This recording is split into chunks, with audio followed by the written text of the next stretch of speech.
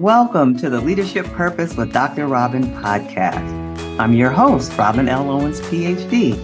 And this is where we dive in each week to give advice, tools, and tips for high-achieving women who have written books that make a difference for people while at work.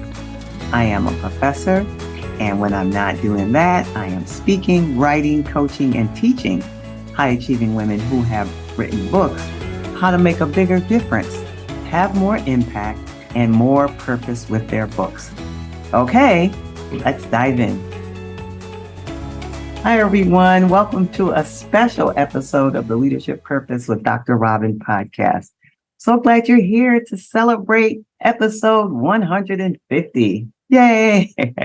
That's right. We're celebrating 150 episodes. So glad you're here and that you take time to listen into the podcast to help us get here and to help us get to a top ranking of all the podcasts globally, according to Listen Notes. So thank you. All right. So to celebrate today, we have a special episode where I'm being interviewed by my friend and guest of our show, Dr. Kim Middleton. And she's interviewing me for her podcast, This Book Made Me. And during the conversation, we focus on a book that is near and dear to my heart, and I think would be helpful for you to think about in your own work, your own business, your own career. And let me say, exciting news. The podcast has a brand new website, leadershippurposepodcast.com. leadershippurposepodcast.com. It's a new website. We have lots of resources and information for you related to today's conversation and the interview and more. You'll hear more about that in future episodes. But for now, head on over to leadershippurposepodcast.com. And now, here's the episode. Hi, Robin. It's so good to see you. And it's so good to finally get a chance to talk with you about a book. Hi, Kim. It's good to see you too, as always. Likewise. And whenever I'm talking to you about anything, it's always a great conversation. So I'm really looking forward to this one, as usual. Hello, me too. And I feel like this is great because when I generally talk to people, right, they choose a book and 9 times out of 10, that book is new to me or I haven't looked at it in a really long time. And so one of the things I'm really excited about in terms of having the chance to talk with you about it is that we're both familiar with this book, right? We've both kind of talked about this book over time, sort of our ideas about it have shifted. So it feels to me like a very, like I couldn't wait to, get into your brain about this thing because I have a little bit of background with it. So it's exciting on many levels to kind of dig in. Yeah, me too. I'm excited about it because it's one of my favorites. And to have this conversation again, because we change and evolve, and as we are from day to day and month to month and year to year. So it'd be good to have the conversation now on this day, in this month, in this year. I agree. So without further ado, do you want to tell people what the book is? Yes, the title of the book is The Big Leap. Conquer Your Hidden Fear and Take Life to the Next Level by Gay Hendricks, Ph.D. All right. And I just realized I don't even know when this came out, but I'm going to look it up right now. Okay. 2009. So 14, 15 years old. Yeah, it's been around a while. Yeah, that's interesting. Okay. Yeah. So Gay Hendricks, right? And I also I'd never realized this before. The subtitle for the book is verby, right? Conquer, like go out and do the thing. It's very like action oriented, which kind of tracks with what he's kind of setting up. So I'm just curious, do you remember sort of when you came into contact with this thing? Like what was the event that put it into your life? Yeah, I'm trying to think of the year because after the pandemic, the years kind of blended together for me. But it was a few years before the pandemic, so somewhere around 2018 or 19. So this book has been in my consciousness for quite a while. And it came from someone you referred me to, just as a person you thought who would be a good connection. And I was telling her about my philosophies about life and purpose and work. And she said, "You sound like this book I'm reading." Like, what's the book? True. And she said, The Big Leap. And so I got the book and I'm like, she's right. We are saying some similar in some ways, some similar things. So, yeah. So when I read the book, I resonated immediately. And since then, I've been thinking about it, talking about it. I have done several workshops in different areas, different fields with different groups of people, with a combination of his work and my work. And so, yeah, it's been in my head for a while. I think knowing a little bit about the work that you do, one of the things I want to make sure that we get a chance to talk about today is really the overlap, but also the differentiation between what he does and where your philosophy and set of action driven advice goes. But I guess I feel like we should tell people what's in the book. Like, what are the pieces that stick with you, right? That are kind of enduring, and what maybe resonated with you most when you were reading it the first time? Yeah, he talks about, and I'm sure we'll talk about this in more detail later, and this is not the emphasis because we heard in the subtitle, Conquer Your Fear, right? Conquer Your Fear, which is the main premise of the book. Conquer your fear and take life to the next level. And so he teaches how to do both of those things. And in the midst of teaching that, he tells the reader about four primary activities that we engage in our life and work. And within those four, he calls them zones, right? And so there's one in particular, and like I say, I can say more or as much or a little about this now or later. But within those four zones, there was one that caught my attention, and it was the thing that the woman who told me about the book, Pam, said this was the thing we had the connection. So he talks about four zones. One of the zones is the zone of genius, and his description of that in her mind and mine matched what I was thinking. And so that grabbed my attention immediately out of all the things. But it's in lots of ways, it's not the biggest part of the book, but for me, it was the biggest part of the book. The biggest part of the book, I think, for him is conquering your fear so you can get to that. Yeah, that's super interesting. So one of the sort of overlaps but also differentiating parts is the zone of genius, which I think immediately, like, if you know nothing about this book but you hear that, it has to be kind of like, ooh, tell us more, right? So we definitely want to talk about that. I would not have said that the main point of the book is about conquering your fear. That's so interesting. Say more about that. Well, in addition to the fact that it's in the subtitle, the way I think about it is the big leap, right? And so it's like leap, making a big move, and what keeps us from making that big move. And so what he talks about overcoming the fear and getting past what he calls the upper limit problem, I think that's his biggest emphasis. Identifying what's holding you back and moving forward. I think that, I mean, I don't, you might have a different takeaway from the book, but to me, that's the major theme that he's trying to put across, like how to get push past that fear. And so you can take the big leap, which is move forward in your life, wherever you are, life, career, work, whatever it is. Yeah. Well, and the only addition I would make to what you're saying is I agree with you. Like, I hadn't thought about it until you sort of distilled it in this way. I think most of the book is concerned about that idea, right? That there are a number of ways, and he sort of like lines them up, that people consciously or unconsciously hold themselves back, right? And that he's creating a kind of system of sorts to help people kind of get over that hurdle, right? Leap over that hurdle, if we want to use the thing. As I was rereading it, the fear part did not land as deeply.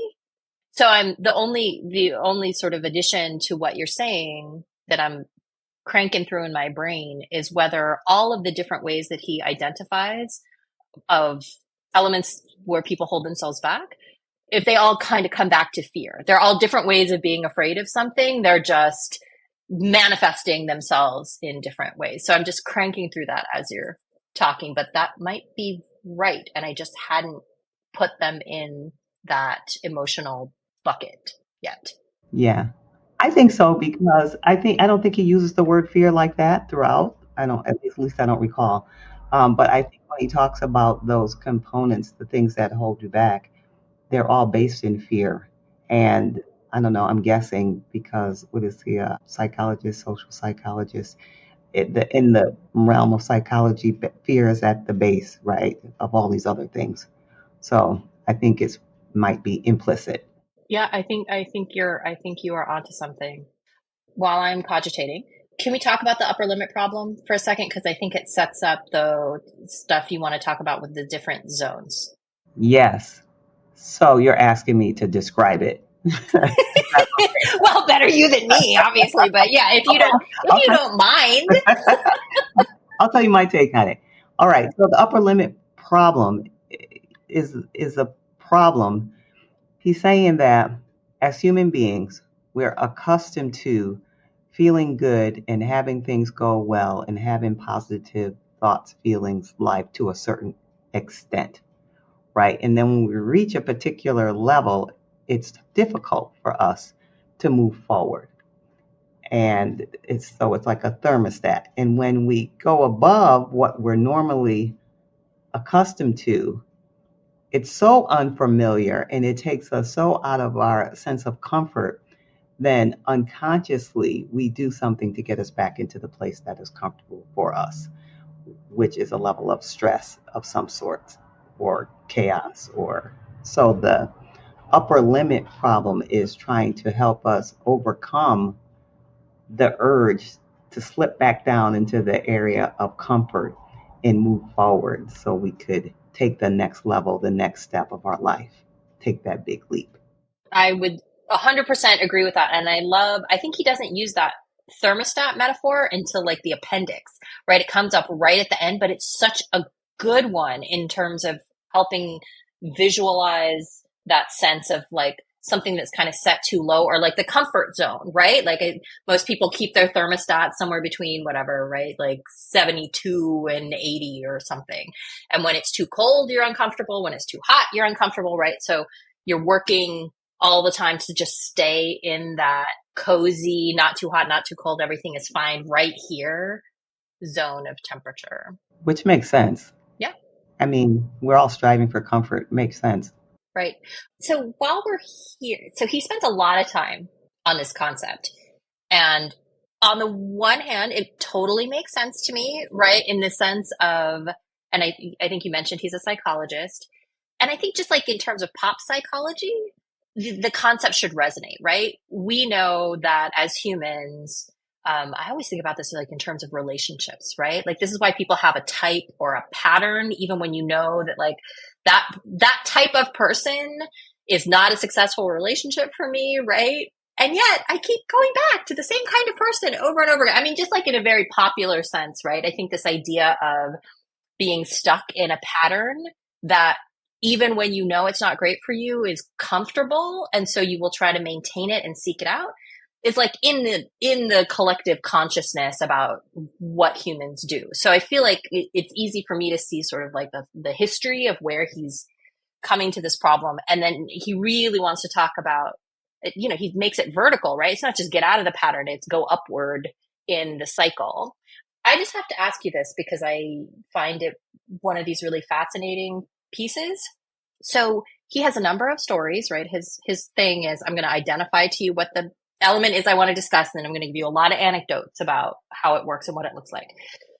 So he makes this claim over and over again that one of the kind of unconscious ways that you know you're whacking up against this upper limit problem is essentially bad things happen to you.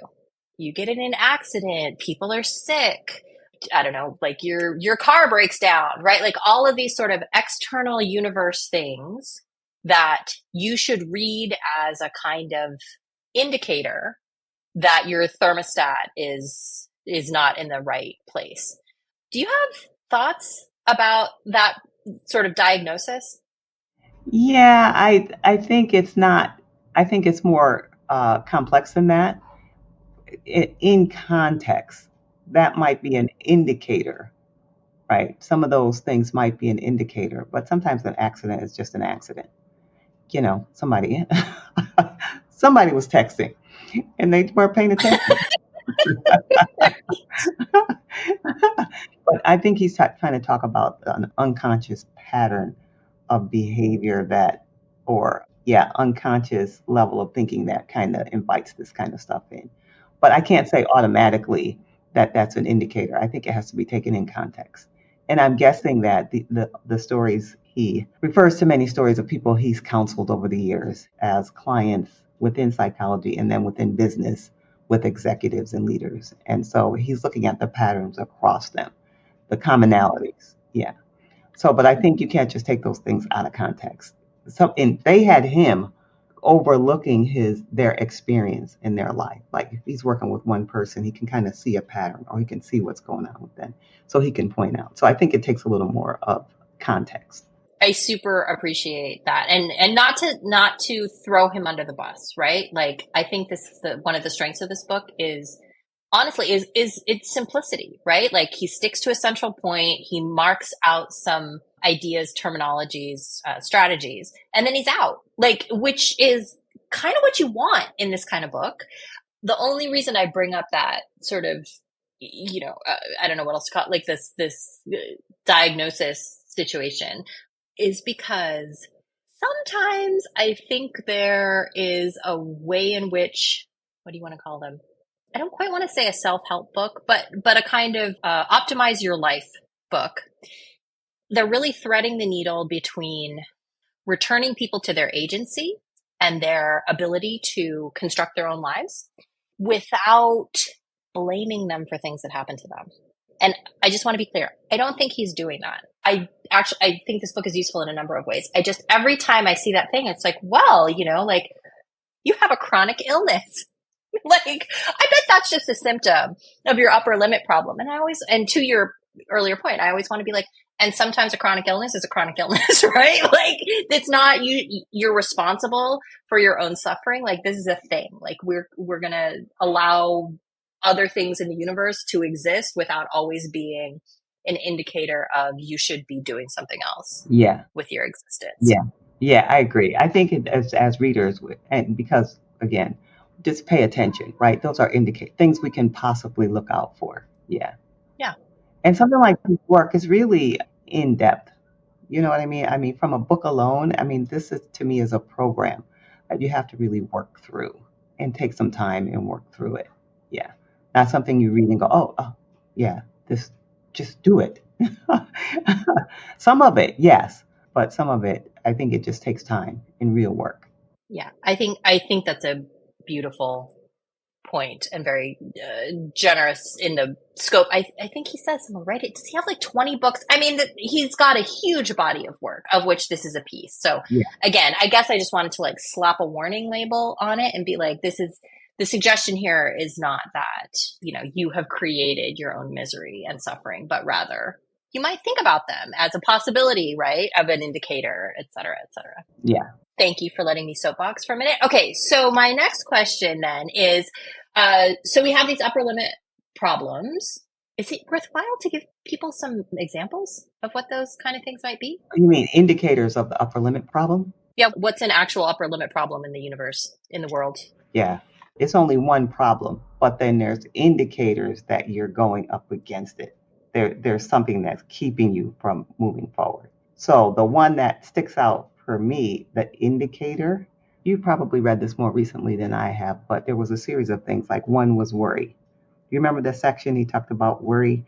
When you find yourself worrying, and this is a common one, and it's one that really resonated with me. I mean, probably everybody.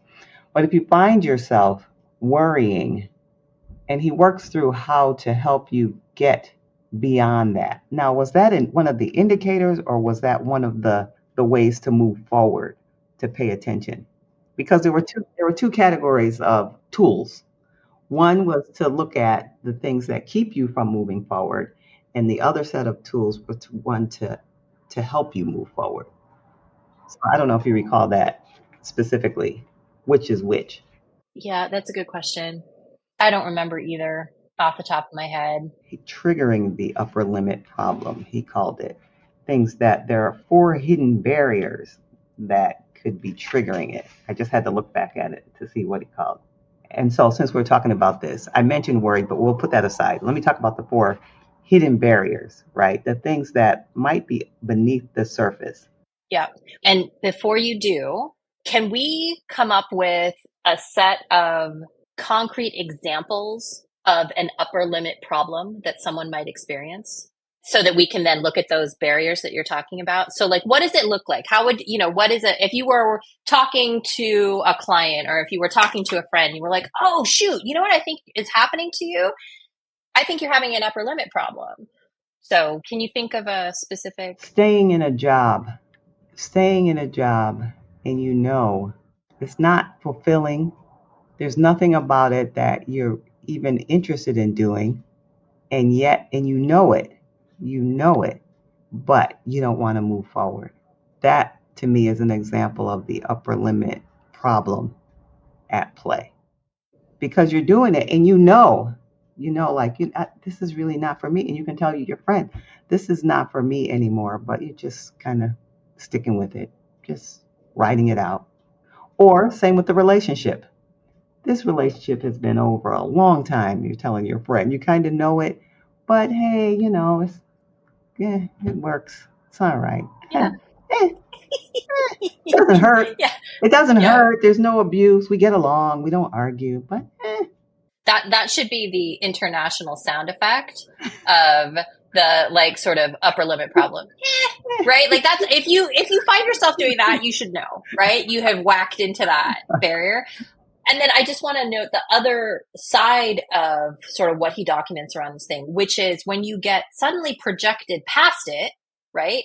And then you're like, all of a sudden it's that thermostat idea, right? Like all of a sudden now it's 90 degrees in a way that you had never expected it to be. And then you sabotage yourself, right? So continuing on with your sort of examples. So maybe for some random reason, you find yourself in a job that is much bigger and much more public facing than you are comfortable with or you had ever been able to imagine yourself in. And then you're like, oh no, right? This is freaking me the F out. Like I gotta bolt. And so you're throwing temper tantrums during the thing, right? And like slowly sort of undermining yourself in such a way that you drop back into the zone where you're comfortable instead of that. And I just wanted to give people some concrete concepts. Yeah. So that when he breaks into these like 4 different domains, like you say, right, of like, here are the things, here are the barriers, they have a sense of how those could, make a one-to-one connection between this is what it looks like, and you can track it back to the things that he identifies. Yes. And I will add to that, because we were talking about how the indicator and but let me say this, for some people that's okay, right? Let's take the job and then talk about the relationship. So the job is like, I don't want any more than this. This job is okay. It's what somebody else might just say, you're just kind of going along, ho hum, ho hum. But for some people, that's what they want. But if you have that and there's something else, there's something that's saying this is more, there's something more that I want. Even if it's a little whisper down there saying there's something more, then that's when it's an issue. Same thing with the relationship. It might be okay. We're okay. We don't have to be soulmates. We're just happy with just being content the way we are. Yeah. But if you're in a relationship and you say, I know there's more, I want more, then that's the time when you're up against the upper limit problem. So I just wanted to make that distinction. Yeah. No, I think that's a great distinction. And I will, this is just a side note, right? But I am increasingly interested in people that I know who's, to use Dr. Robin L. Owens' language, right? For whom their purpose that they are pursuing in life is something outside their job, right? And the job is just it, and it's fine for it to be like, meh, right? Because they're like, it pays the rent, it puts food on the table, and it's not eating so much of my time that I can't drive my purpose through this other thing. So, like the place that these various categories have in our lives seems to be an important indicator, right? Like the suggestion is not, you have to have a job that contains and vehiculates your reason for being. Yeah. I think it's what gives you meaning, right? So if the job pays the bills so you can do this other thing, be at home and do whatever you want to do at home, that's the thing that gives you meaning. So I think it's what gives you meaning. And to your example about the job, when you do push past the upper limit, and you get this other job, which seems bigger in lots of different ways. Again, I think it's how you feel about it. If it was something you wanted and you love it, but then you freak out. It's because sometimes you might go into a bigger job and it's not suited for you. And it's natural. Oh, I made a mistake. So that's not the case. The case is, this is the job for you, but it's just all this other stuff that's going on, which is a lot of kind of expression of fear in various ways. And you just start sabotaging and you get back into the going back to my old safe kind of job. Yeah. Mm-hmm. Okay. Do you want to talk about the barriers that he has? Because in some ways, I feel like I'm just like holding back the runaway train, which is to talk about these 4 zones, because I feel like it's the most important part of sort of how you think about it, and actually, and very fundamental to how I think about the payoff of this book. But Okay. since you had brought it up before, I just wondered if you wanted to give it a Yeah, I mean, we can or not, because you talked about the zones, which are different than the barriers. So we can go either way. Okay. How about this? We'll just say, if you're super interested in the kinds of things that hold people back, he's got a nice little neat list. And they're sort of, and I mean like neat, like tidy. And I think they're interesting, right? To consider, to kind of test with yourself. I will just say one of the 4 that really like kind of stuck with me was there's one that's about, right? Like you don't want to ascend past your upper limit because you've been taught somewhere along the line, right, that for you to shine makes other people feel bad, right? So you've been sort of unconsciously instructed over your time in life to kind of hold back a little bit, right? And so I don't have siblings, but I feel like that is a dynamic I have seen with people who have siblings. You know, I grew up in a very Korean American household, and like it is just a cultural thing where like it is rude and what's the word, kind of unacceptable to scream how great you are to the universe, right? So you're sort of taught to pull it in a little bit. So I think when I saw that as one of the 4 he puts forward, I'm like, it's worth thinking through, right? Those 4, and which of any kind of, speak to you, or there. And I think there are some where you're just like, that's not me, right? Like that's not finding a place in my, architecture. Right. And that one, the outshining one, is the one that I sort of resonate most with in terms of my own, not in the same scenario. It's not with my siblings. My parents didn't kind of put the spotlight on one more than the other necessarily. Although we probably each have our own view on that and think it was somebody else, but not not in the way of like, you're the greatest and be like that one. So it wasn't like that, but I always felt like I had that in my neighborhood with my friends, that I kind of tried to hold back because I was the studious one, so I tried to be cool, which I would never be cool. And they didn't care. Looking back, nobody cared, and I wasn't hiding anything. But in my child mind, at least trying not to be the one that was such a nerd. But I was at the studious one, the good student. They could be good students, but it wasn't as important to them as it seemed to be, and they didn't enjoy it as much as I did. So I kept trying to hold back and throughout my friends. So that probably stuck with me over the years, like just hold back, not too much. Yeah. Not too much. Yeah. Don't show too much or talk about it. Not that you would talk about it, but just don't express that part of yourself. For me, don't express that part of yourself.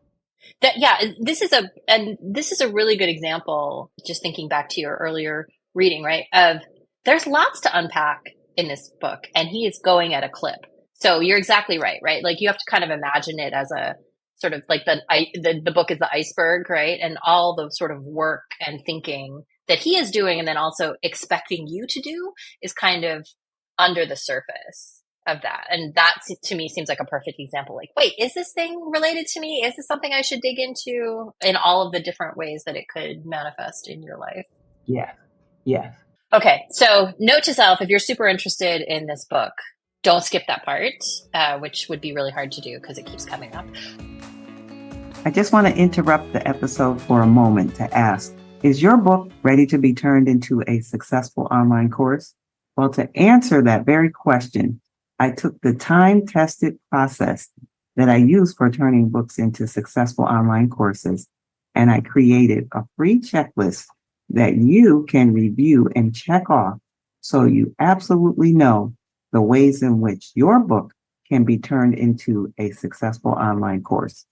So just head on over to createmasterfulcourses.com, createmasterfulcourses.com, and get your free checklist there. All right, now let's get back to the episode.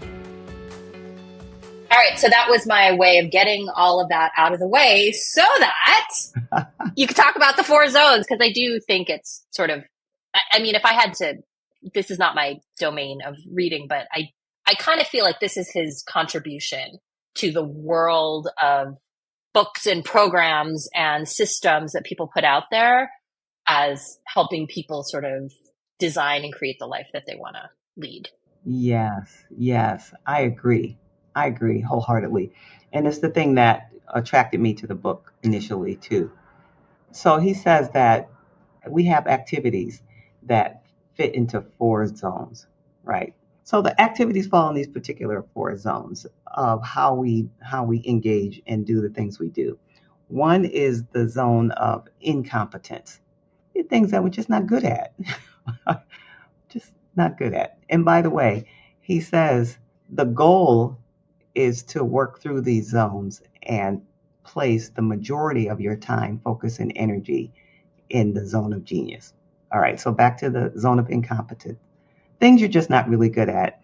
He suggests, if to the extent you can, delegate those to somebody else or figure out a way to get that off your plate. Next one, the zone of competence. You can do it okay. And I think of myself an example of that. There's certain things that involve tech that I can do okay, but I really need not to do those because Yeah. it's just not okay. So you can do it. You can do it all right. Not especially good, but you can do it. The next zone, the zone of that was incompetence, competence. The next zone is the zone of excellence. Now you're really good at this. You're really good, and everybody could see it. And the people around you just, they applaud you for being able to do this thing or be in this arena. And they might have some benefit even from you being in that. And my example, which I mentioned to you, Kim, earlier, I said somebody can wake you up at 3 o'clock in the morning and you can do it, right? You just woke up and you can do it. Yeah. It's your zone of excellence. So it seems to be like, what's wrong with that? Stay there. But when you're in that, and it's gotten to a point where you're kind of at the upper limit problem of something more is calling me. Feel like I can do something else. And then that leads to the next zone, which is the zone of genius. That's the one you're trying to make the big leap into, from the zone of excellence into the zone of genius, which uses your what I call your natural abilities. He says your skills, your gifts, your strength, things that come easily to you and naturally to you. If he says if you spend the majority of your time, I don't know if he gives a percentage, but if you spend the majority of your time in this, you'll have basically not just success, but fulfillment in your life because you're really doing the activities that are true to really who you are, which is my language. But so you're going toward that zone of genius and spending most of your time there. As I can imagine, if you're listening, right, and these ideas are new to you, that like the differentiation between, say, incompetence and competence, competence and excellence, is like, there seem like fine grained distinctions. But I think he does this really good job of like, no. And again, this is honestly where some of these anecdotes come in really handy. So he has this great story. Do you remember this about this dude who's like this massive CEO who's like worth multi-million dollars, and he spends an entire day trying to like hook up his printer, right?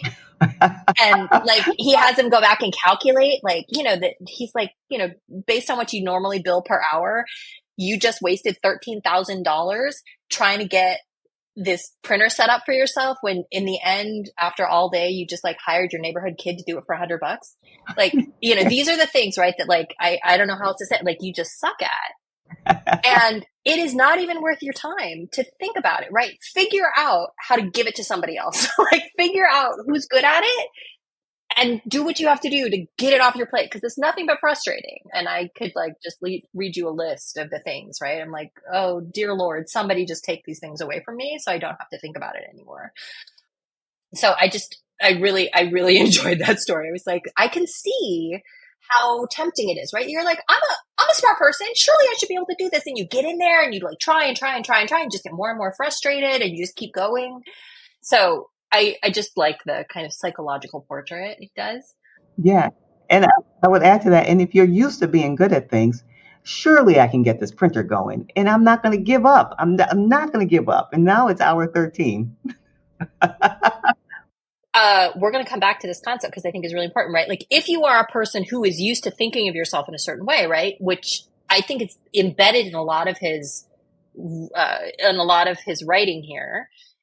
And the other thing I want to say about that, right, is that it is a perfect example of the kind of story you tell yourself and then you do stuff that like undermines it, right? Like I'm the kind of person who should be able, like I'm the kind of person who can figure stuff out. So I should be able to do this. And then you just burn an entire day because you're convinced that you're this person instead of like having a moment of clarity where you're like, oh, this is in my zone of incompetence. Like forget this, like, right? Yeah. Out the door, hire the kid. Let's be done with this. Yes.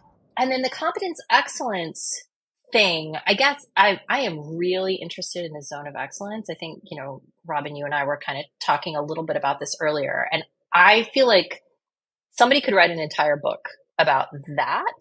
Maybe it will be you. And I think it has particular resonance maybe for the people who come to you. I think people can, I'm hoping, right? Like people can generally like, oh, stuff you're competent in, right? Like I can make an Excel spreadsheet if I have to. I just don't enjoy it. But I'm like, it won't, you know, like it won't make me spend an entire day on it. But also somebody else could do this in 5 minutes. What's going to take me 2 hours and it's a dumb use of my time and I just forget it. Okay. But the excellence thing, before we get to the genius thing, I just have to say this for me is the point where I was like, oh my God, finally somebody has just articulated this concept, right? To your point, you can wait, somebody can wake you from a dead sleep and you're like, yeah, okay, I got this, right? And it can be something that other people really aren't good at.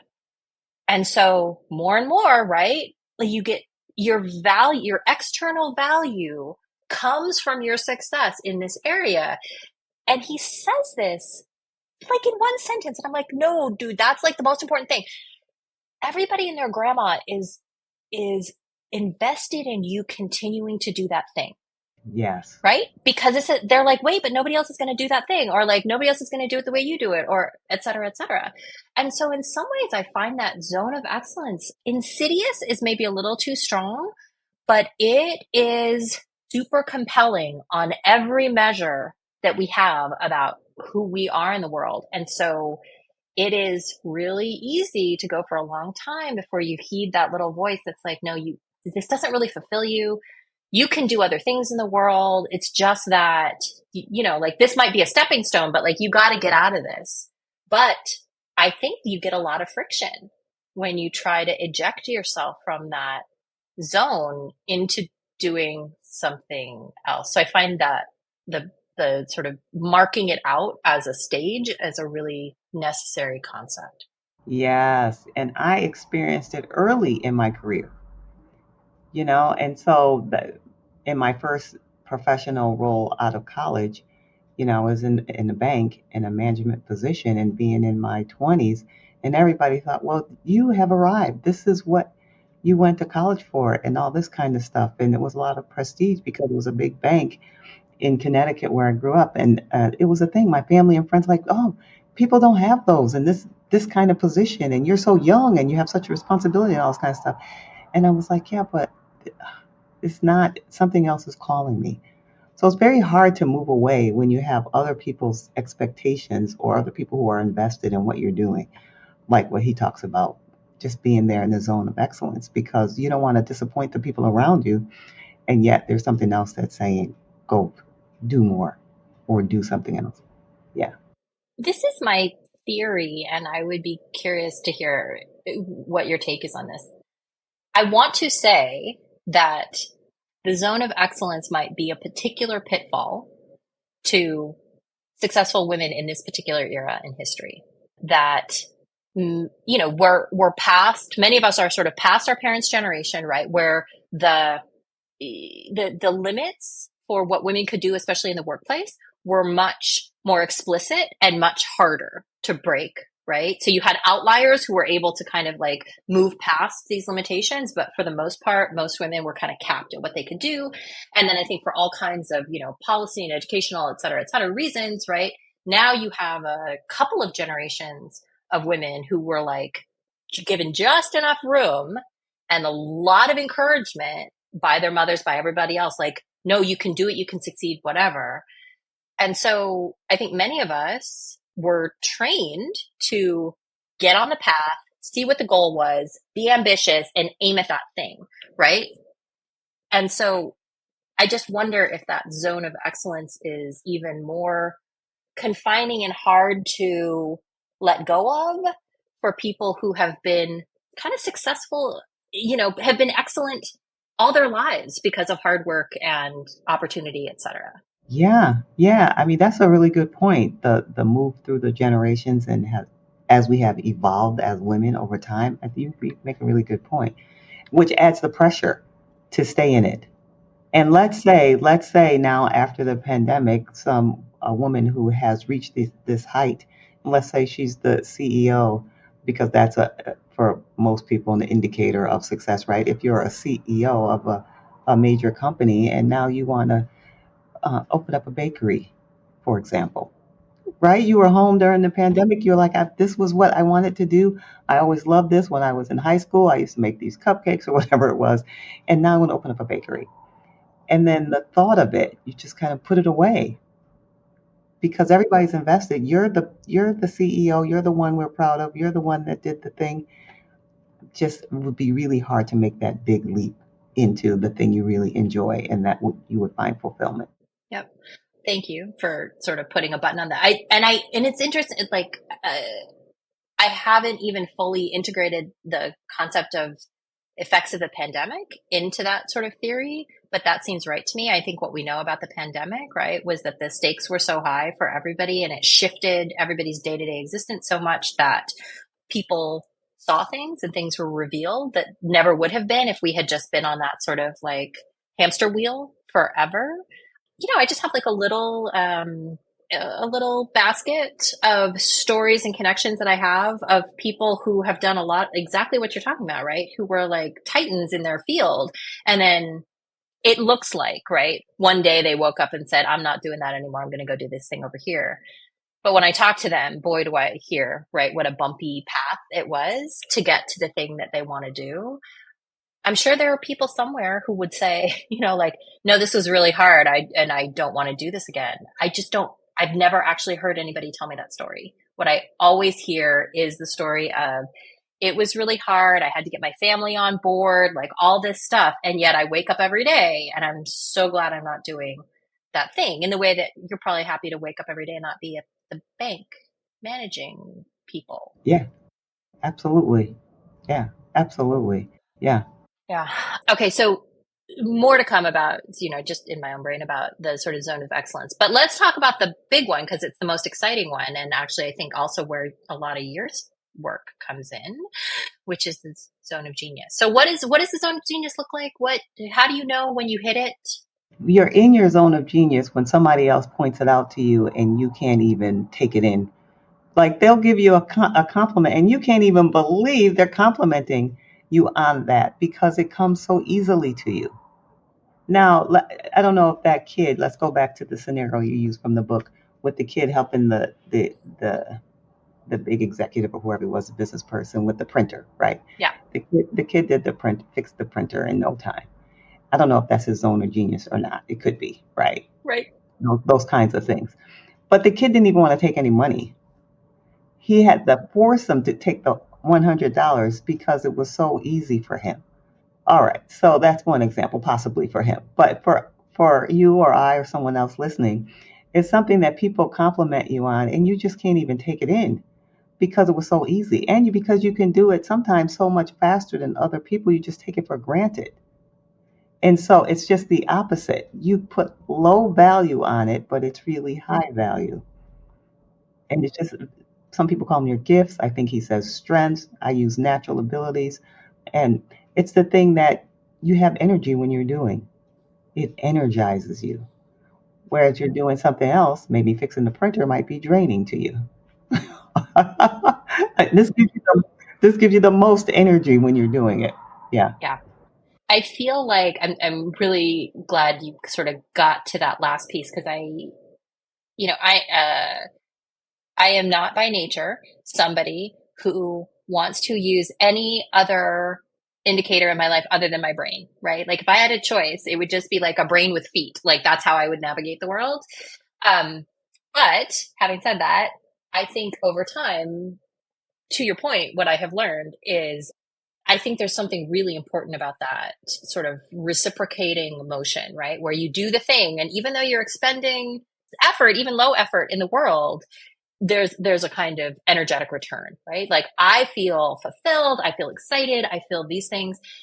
And I think, does this line up with the way that you think about it? That might be one of the strongest distinguishing factors between the zone of excellence and the zone of genius. That I think you Yeah. can be excellent at something and get to the end of the day and just be completely drained and have to lie on the floor, Yes. as opposed to the zone of genius where you spend time in it and you're just like, I love this, give me more. Like this is what else is out there because I'm so like pumped to do this Yes. work in the world. Yes. Absolutely, I agree. And you might miss lunch or not, or because like, where'd the time go? That's the indicator that you lost track of time, right? Although I don't feel like I would ever miss lunch, but however, Same,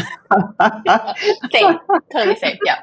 but yeah, the idea is just like, oh my gosh, it's 1 o'clock already, or it's 4 o'clock, whatever. You just lose track of time, which I think he mentioned somewhat in the book about time and how it feels like that.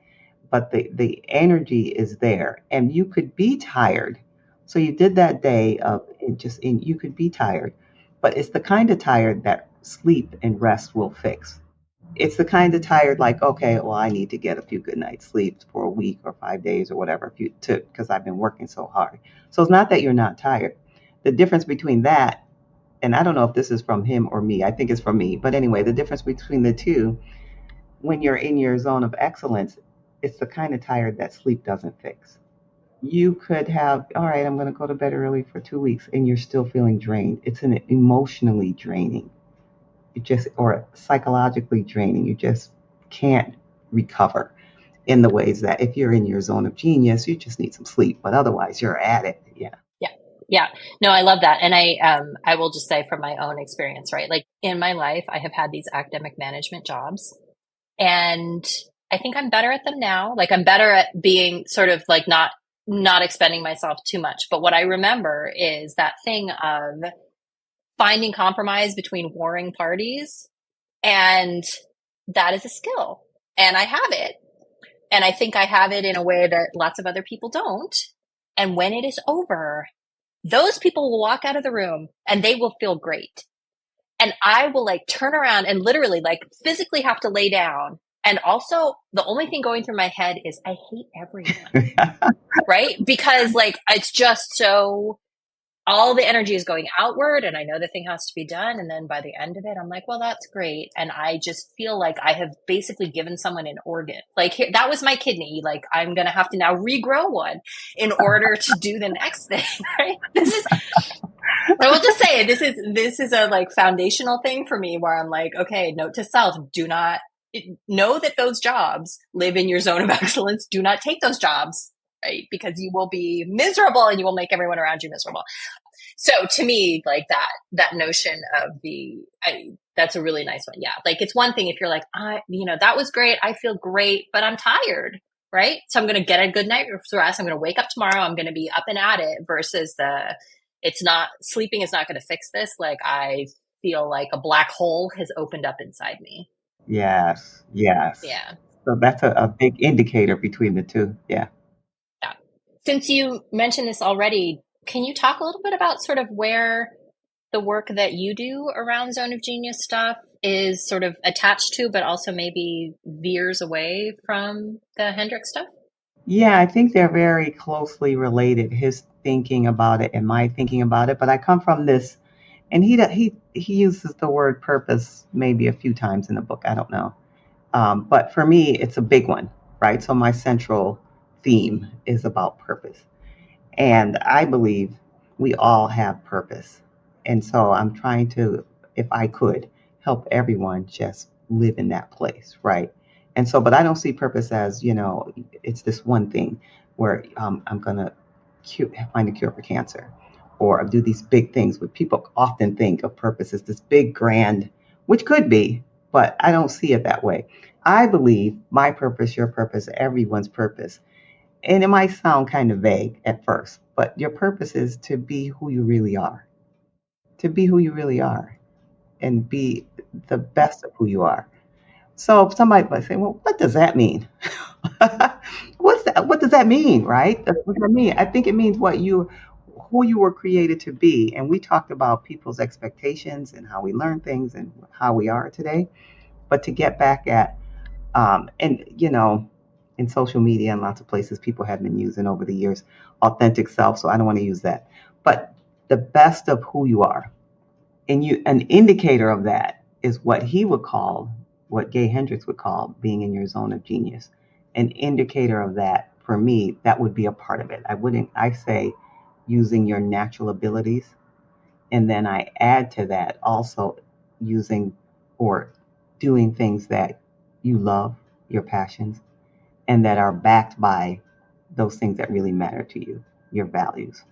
So your natural abilities, your values, and your passions all together. That could show up lots of ways, in different ways, not just one job, not just one activity. But if you do things that are always using a combination of those, you're being true to who you are. Because those are things that are naturally in you. The example that I gave from the fictional example of the woman that opened up the bakery, not necessarily that her purpose is to be someone who bakes, but down in her, there might be a person who finds that she likes to nurture through food. So it's beneath the surface of what those things represent. So she doesn't have to be a baker her whole life. She has to be true to who that person is in the inside. And the way you get at that is looking at those things, continually finding them and continually looking at them and making decisions based on them. That's the distinction between my work and Gay Hendricks' work. One of the things I really like about that concept as well is that it leaves room for variation. So, like in your example, right? If your deeper sort of purpose, right, is this nurturance through food, let's say, it makes sense to me that your first move in that direction could be starting the bakery, right? And then you bake your brains out for a long time.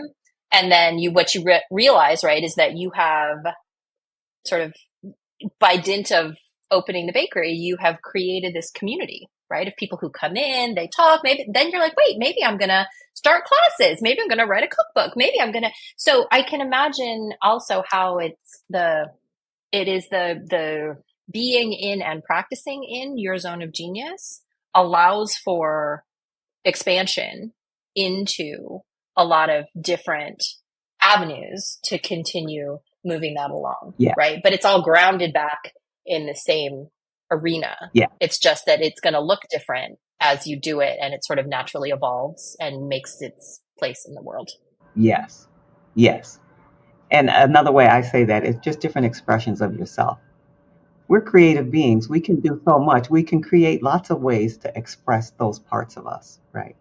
We're not limited to one, or not even limited to one type. And, it's a process of evolution. As we learn and grow and live, it grows and continues to live. Do you think that there are ways that understanding of being driven by purpose can help people who are sort of stuck in their zone of excellence? I think both.